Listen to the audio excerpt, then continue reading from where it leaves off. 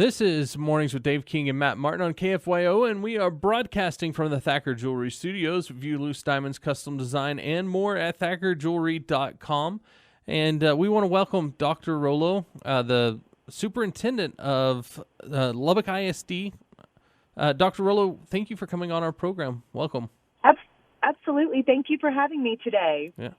We're excited, and like I said, I know that there's a lot of questions out there about the reopening of schools coming up very soon. August 17th is the first day of school, but they have to make the decision by, I believe, August 3rd of whether or not to send their kids to the physical school for face-to-face interaction or to keep them at home for online courses. Yes. So we actually are asking parents to let us know as soon as possible because, of course, staffing to ensure that we have the appropriate number of staff for both face-to-face and for our virtual school is definitely taking some planning. But absolutely, August the 3rd is the last day that parents need to make that final choice. Okay. Well, Dr. Rollo, I'm guessing that probably you would probably like to see a lot of people take learning at home over the internet, so it would you would not have so many people to deal with in the classroom and the distancing issues. We want to stand up learning in the best way that families feel comfortable. And we actually put out a survey this week to our parents, and thus far we've had over 2,000 responses, and about 63% of our parents are absolutely wanting to return to face-to-face instruction.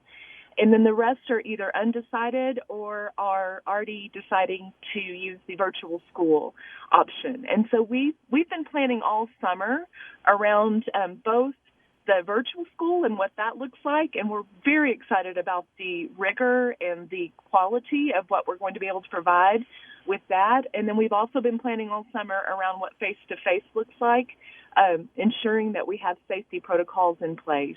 So y'all have actually had summer school face-to-face classes as well already. One day, and it's been very successful. It's been a great way for us to have some very small groups of students and actually practice some of our safety protocols and see how we can enhance those when we have more students come back in the fall. So some of the questions that we had, one of the big questions is face masks.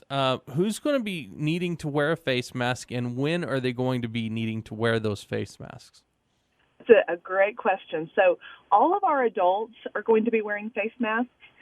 We had originally said that if they are doing some direct instruction, they can pull that face mask down, and that actually is still the case so that they can be heard clearly. But that being said, the teacher will make sure that they are social distancing from the students. We also have ordered some masks that have a clear plastic place over the mouth so that students can still see their lips moving. Students of the age of 10 or older are all going to be required to wear face masks, except when they are eating and drinking. Okay. What about those that are under 10? I think the actual policy said where appropriate or something like that. Exactly how are you going to deal with those that are under 10? We're going to provide them. We know that there are some challenges with our little bitties wearing face masks. Number one, some of them have some underlying health issues that face masks are a challenge. And then just number two, keeping a face mask on a 4-year-old is a challenging thing to do. But we will have them available and wear them as we can. Okay, so what about one of the big things is PE time, stuff like that. Is that going to be available to the students? I mean, are they going to have playground time, PE time, stuff like that? Absolutely. In fact, we're actually encouraging our teachers to get the kids outside more than what we normally do, just because we know that fresh air is so important. So, yes, PE and outside time will be an important part of what we do. Well, Dr. Rollo, we have some texters this morning, and one asked that, are you going to send the potentially sick kids home or to a pool classroom? Well, we'll actually send kids home if they are showing any symptoms or signs. Are you going to take temperatures? The TEA is not recommending that we take temperatures if a child is asymptomatic. we are having all of our staff members self-screen and take their temperatures before they come into the buildings each day. Wow.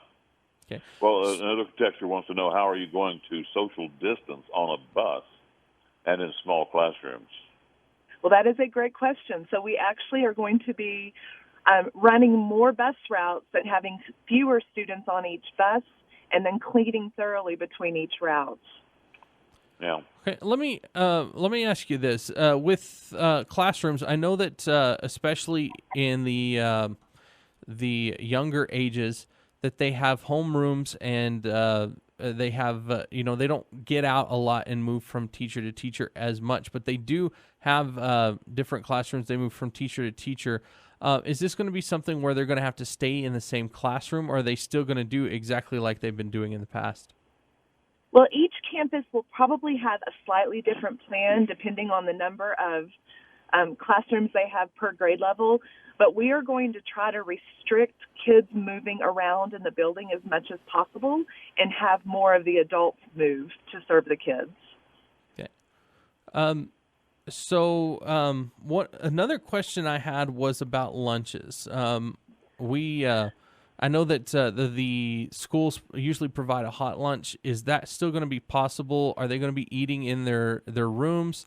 And is it going to be just a sack lunch, or are they actually going to get the hot lunch that they used to get?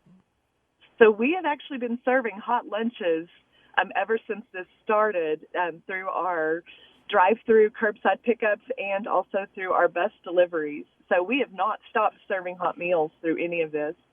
We are still working out some of the lunchroom details. Our plan is to keep our cafeterias at 50% capacity or less, and so we are going to need to spread out and eat lunch either in classrooms or spread out and have some eating in the library, some eating in the gym. We're working on those details, and it will look slightly different depending on the campus.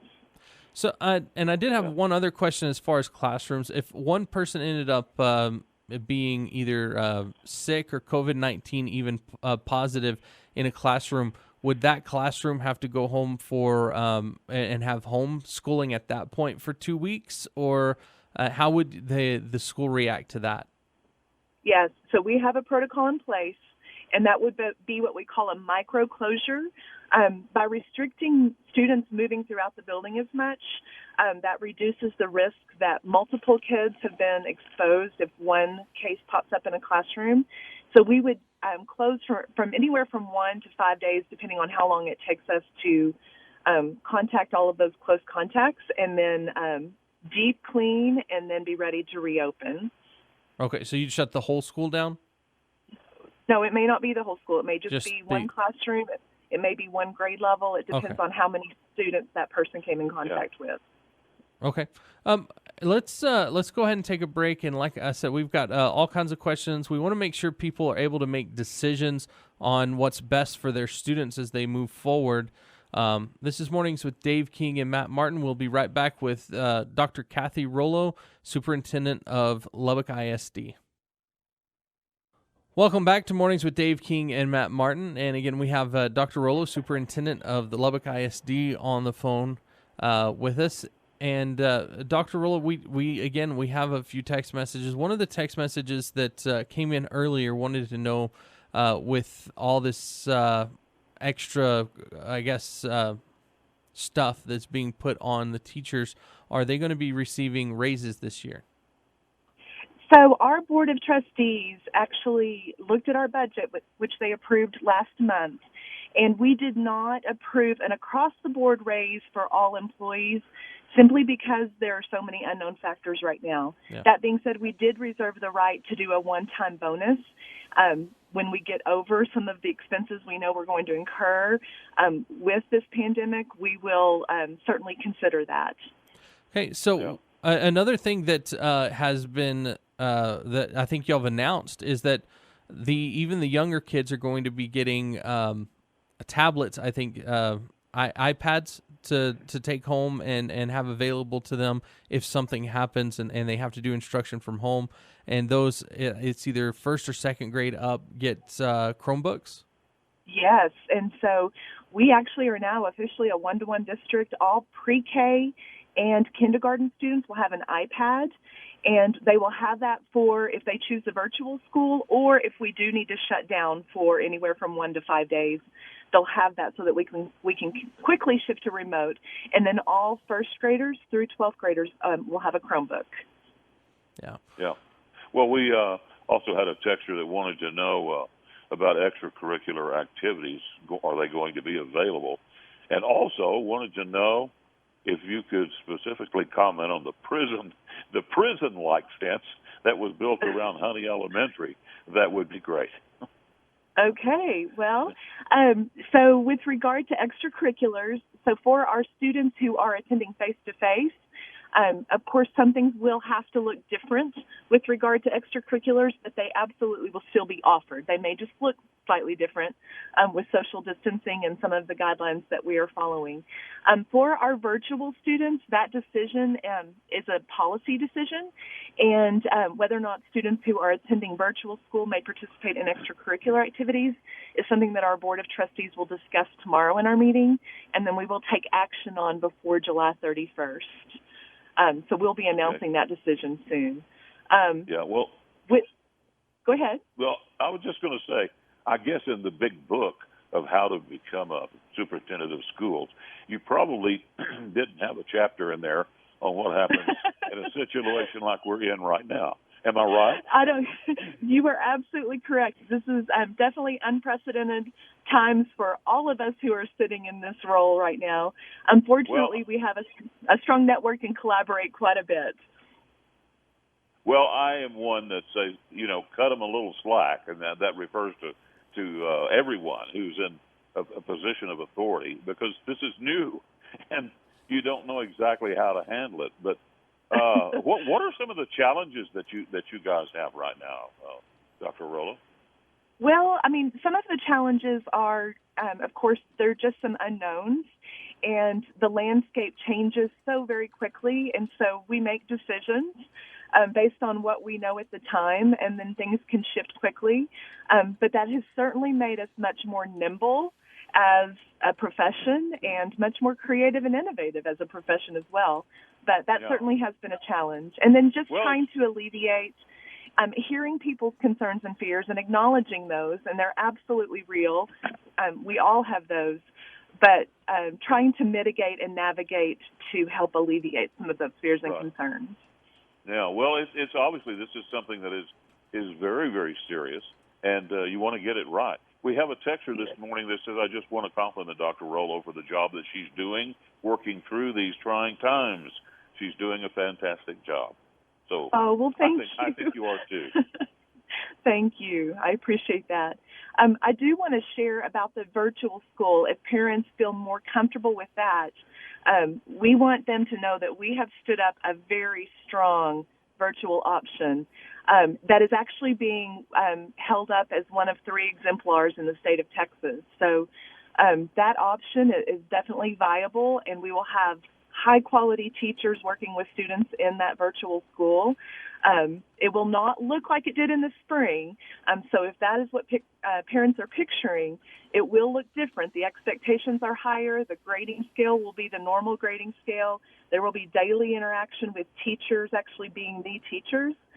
But we will need parent support to help make sure that students are doing the work and turning it in each day and spending the time they need to on assignments. So on the virtual classrooms, one of the issues we had 2 kids in the 2nd grade with 2 different teachers, and they would get assignments at different times. Instead of one of them would get some assignments every morning, one of them would get one thing for all week, and then another class would be every day, and it just seemed like all those things were a little.